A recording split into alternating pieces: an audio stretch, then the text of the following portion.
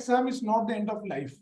So basically, like the students, most of them comes and says that scoring less than 90% or whatever it is, the A plus or the A grades that we usually publish. If I am not able to score that, I feel it's the end. I'm not able to. I don't know what next, because I'm not able to get the expectation that I have meant, and I'm just doomed.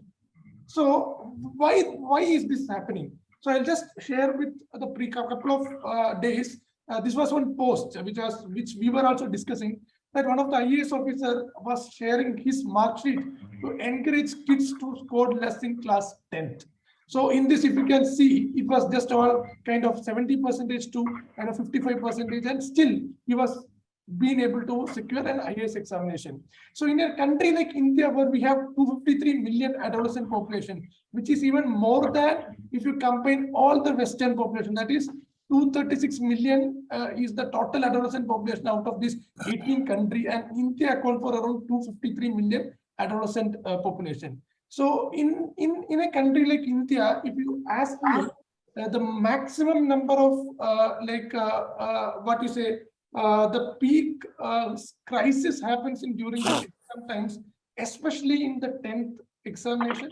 Now that have deviated into the 12th standard, and especially into the so-called competitive examination that we proudly say the NEET PG and the IIT JEE examination. So if you ask me, when you look at the grading system of India, you will say, when I was doing my schoolings, the A, probably we call it as the A or A plus. You take the grade system goes like this. And when I was doing a study here, so I was surprised that if you take 100% or like 100 students in a class, most of the kids comes between B to F. The large chunk of our population falls into this criteria. That is, I can say more than 70 to 80% of the kids fall into this criteria, and only less than 20% will come as 90 to 100. Even less than that, I'm telling, it will be like 10 less than 10%. And when we label as less than C grade as, we label as something average. And if you see, like if you are labeling something less than 79% as average, are we creating the stress among students? Like that's a system of mark. We are creating the grades, and we are labeling that maximum. If you see, the maximum amount of students are scoring less than 80%, and that is the large chunk of the people, and that we are labeling ourselves as average. So when I ask in my OPD, what are the common fears that student comes after scoring less than 80%? So the most three fears that I see is like, mostly if I see the 12th standard students, they used to say me, sir, I wanted to put another year more to get the desired mark or the desired rank or the desired seat, or the bad opinion that the things might people say, or what the society thinks about me.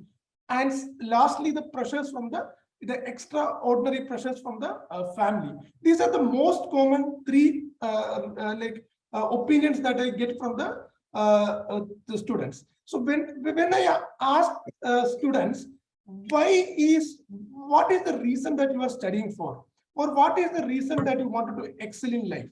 So the most common answer that they comes and tells me is that every student has an ambition to become an engineer, a doctor, an IAS officer, whatever it is. So suddenly, like I ask, isn't it something else? Something else like, isn't it something to support family, to put a roof over your head, or to earn a livelihood? Isn't that the basic purpose of the life, or basic purpose of what we study, it to earn a job or whatever it is? Then they get back and say, yes, isn't it? That's right. Then I ask, the next question that I ask always is, if you didn't score 90% or 80%, will you not be able to do this? Will you not be able to support a family, or put a roof over the head, or earn a livelihood? Then they will never tell an answer.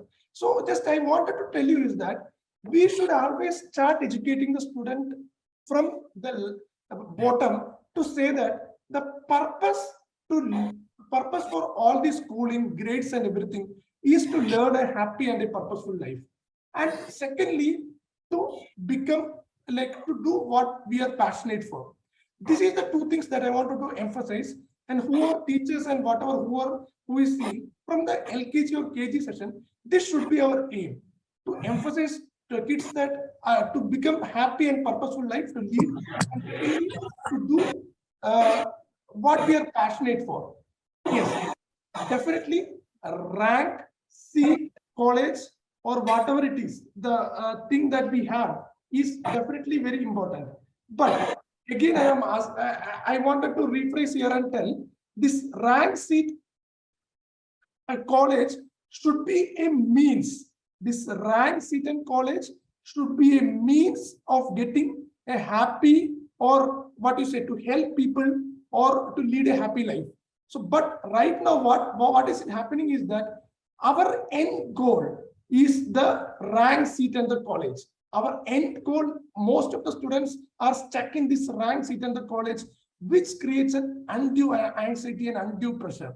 But if we can shift the end goal to leading a happy, happy a life which we can help other people, and make them understand that the rank, the seat of the college, whatever it is just a means of getting a happy or happy living. So I always used to tell an example that if you miss a bus, see, after you are going to your hometown, after your college hours, if you miss a bus, what will you do? You will catch another bus, or you will catch another train, right? But the end goal of reaching the home remains the same. You might be late for some 10 minutes or an hour, but the purpose is the same, and you are fulfilling the purpose. Similarly, the means is getting changed. You are going in train or the bus, but the rank, seat, or the college should be just the means of getting a happy or help and people. And another important thing that I wanted to stress here is that most of the people, like I used to get an answer from the student that, see, I finished my 12th. If I get into a college, say IIT or JEE or NEET PG, or if I get the 12th, the A plus or the grades, I feel that things are done in my life. I am done, and the rest of the life will be better. So I wanted everyone to start educating the student that, see, it was exams then, and it will be job. If you take me, like I'm a practicing psychiatrist. I did my graduation from NIMAS. So I created all my journey through exams and all the entrances or whatever it is. So previously it was exams then, and now it's the job. And previously it was rank then, it's currently the salary right now. And previously I was worrying for seat, and right now I am worried about my patients. So always stress will be there in all aspects of the life. Stress will not, we cannot escape from the so-called known as the stress. So what we wanted to educate the students is that how to cope up from the stress. So stress will be your parts and parcel of your life, and how we can cope up. And 2 to 3 things that I wanted to emphasize again here is, we should always encourage the student to know about what I meant by the patient is that, to be patient. It is the micro gains that I wanted to emphasize. So what I meant by the micro gains is such that we always say in the era of the digital learning, we are all the people who just, the students are kind of deviated into a surrounding world. We just play a fast furious game, and the result is then and there. So there are no patience to students, especially if you see, they all wanted into an instant business. If they do MCQ, they wanted the result then and then, and nobody is willing to wait. So what I wanted to suggest is that from the childhood, our focus of these students should be micro gains. That is, things will not happen in a day or two. Things will always happen through struggles, and the struggles will only happen in parts by parts. And second thing is, in the era of electronic and the e-learning media, the main important thing that we are not focusing is on the communication part. So I see a lack of communication in all the aspects of that. Even if you take communication between the family, communication between students, or communication between for the teacher or whatever. So we wanted to develop the communication. I know I'm running out of time, so I'll just I wanted to stress on the communication, but I'll again stress on the panel discussion. Yeah, so most of the time that I see this, the most common answer that I get from the students is that, why are you sad? Whenever I ask the student, especially those who are prepared, those who like fall disappointed and come to me, I will ask, why are you sad? So the most common answer that I get is, see, I'm not able to perform to the expectations of my parents, and my parents are sad, so I cannot bear that. So please, to all the students out there, from the childhood, or our focus should be like that. They are sad for you. We should emphasize that they are sad for you and not because of you. And most of the students have a distortion that I'm not able to get into an IIT. That's because my parents are sad. No, that's not the reason that your parents are sad. Parents are sad because you are sad. So the reason for your sadness is again this one. Your end of your life, your main goal is the rank seat in the college is the end of your life. It's not. We have to shift the focus to these things.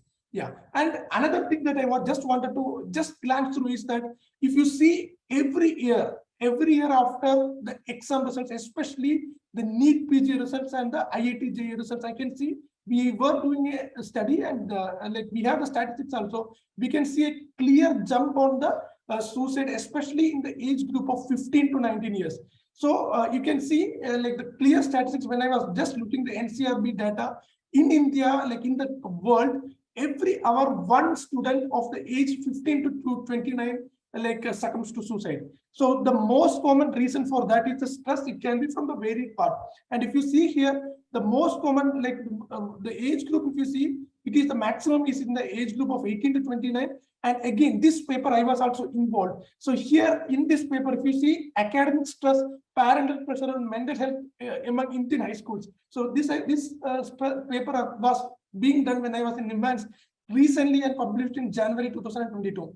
And if you look, if the academic pressure is S, and if you can see the odds ratio that is 2.3, that means that it is strongly correlating with the mental health of the students. That means the likelihood of the student falling into depression or anxiety is 50% more higher. And if the parental pressure is again S, the likelihood of student falling into depression is again more than 1.7. That means less than 40 to 50%. And the examination related anxiety is definitely S for all these two groups. That is the people that we are having the academic pressure and the parental pressure. Yes. So last slide that my purview of discussion is that, yes, I do agree as a parent and as a teacher, we do have expectations from our kids, and we do have expectations from our kids. But that expectations definitely will help you to motivate to perform better. And that should always sink in a positive way. But recently, the recent trend is because of these positive expectations from the parents, I'm seeing a lot of negative trends and a lot of mental health issues coming up. So I wanted, like we will discuss again, and I wanted, like it's a teamwork. It's not just that I can change or the panelists can change. It's that the change that should be within from the family first, and from the teaching, and especially from the education fraternity, that is the policy makers.